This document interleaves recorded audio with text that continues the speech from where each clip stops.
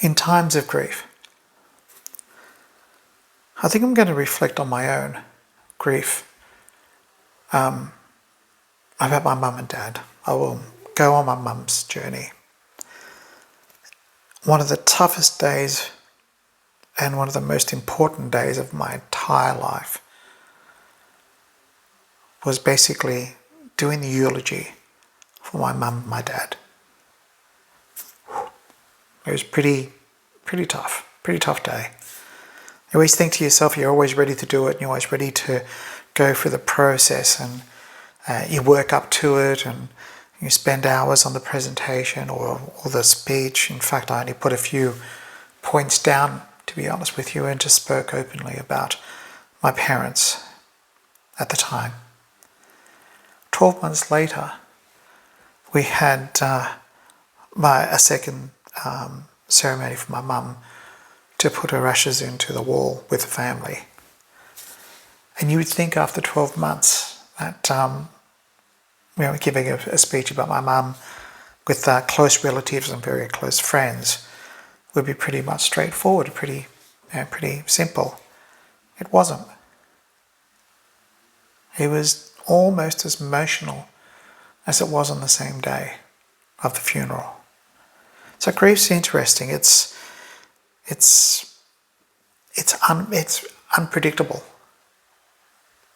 and it creeps up on you. It just stops you in your tracks. You have a moment, and then you try and move on to the next moment. So basically, what I did notice is that some 12 months later again, when I started writing my mother's forever story,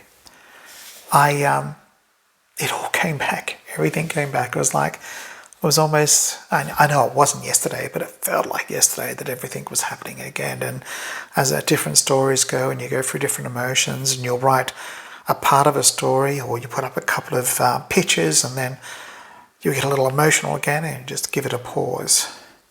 That's okay. That is the journey of Forever Story. That's a journey of life. There's no rush, there's no race. It just takes time. But I have to admit that when I got to the point that I wanted to share it with people and share it publicly, it was okay. It was okay. Because I could see my mum, I could see the journey, I could see our family, I could see our relatives. I knew everything that happened with that process. And it's not all there, don't get me wrong. It's only large portions that are there. It's certainly not all there. And it's a continuation. So that's the wonderful thing about Forever Story. Once we publish it and you find some more information or new photos or someone gives you a bit of a story, you can go and add it. It's okay.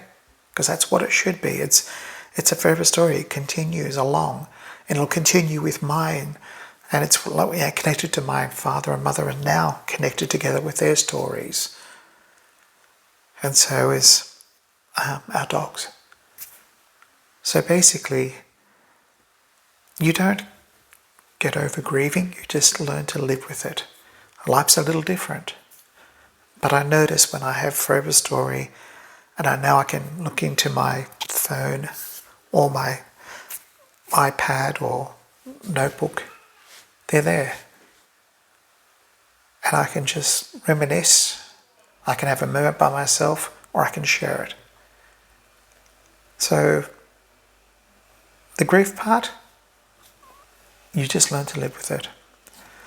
But the good news is that I now have them with me whenever I want it. All the photos, the stories, the funny moments, the moments that make me emotional. That's the power of Forever Story.